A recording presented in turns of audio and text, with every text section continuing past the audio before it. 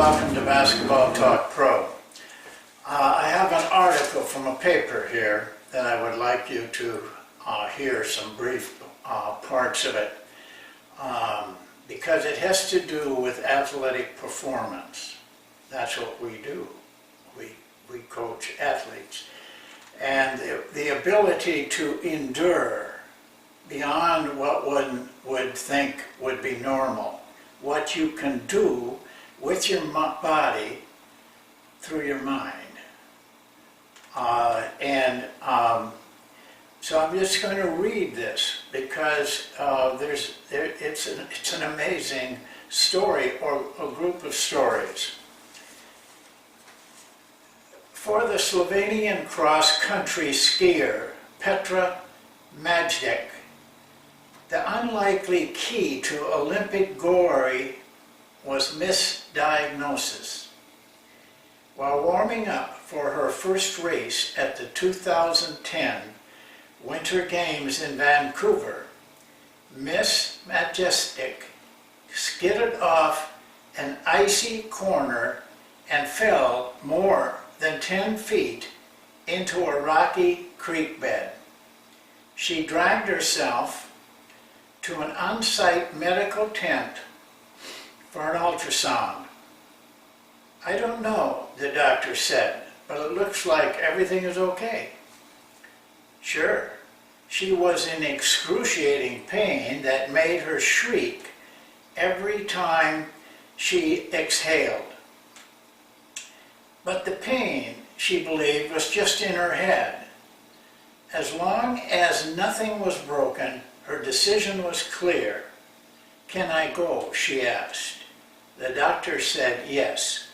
Later that evening, after gritting her teeth through a qualifying race, a quarterfinal, a semifinal, and a final, where she fought to an improbable bronze medal in the classic sprint, she finally went to the hospital, where she was diagnosed correctly, this time, with 4 broken ribs, the stabbing pain she'd felt during the semifinal. That was one of the broken ribs puncturing her lung, which then collapsed. She missed the rest of the games and was in the hospital for nearly a week. Imagine that. 4 broken ribs, a punctured lung, collapsed, and she won the bronze medal in the Winter Olympics. Well, that's what this article is about. It goes on to say that athletes of all kinds and non-athletes can do much more than you think you can do. Your body will hold up. I once was told in running that you can do twice in an emergency what you're running normally. In other words, if you can run a mile, in an emergency, you would easily run 2 miles. You could easily do that. You could keep going for another mile. But now they're finding out, with science having all the great instruments, they're not finding out that this isn't about the body. This is about the mind. I'll continue to read for a little longer. Such tales are a staple of Olympic lore, a stirring reminder of the heights to which athletes can rise with a medal on the line. In the coming weeks, as the world's fleetest and toughest converge on South Korea for this year's Winter Games, we will undoubtedly see more extraordinary feats of endurance. But how exactly do the athletes do it? Is it just a matter of physical prowess and training, or is there something else going on in these superhuman exertions? Answers are starting to emerge from a remarkable new body of research on human performance. And the findings have been lessons, not just for the Olympians, but for everyone else too. all of us, it turns out, are capable of pushing back the physical and psychological limits that we encounter at the gym, on the trails, or in our sporting adventures. The feeling that you can go no further is just that, a feeling. And feelings can be changed.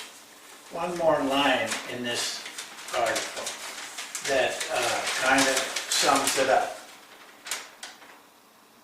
In practical terms, that if you change your perception of a task difficulty, you can change your actual results.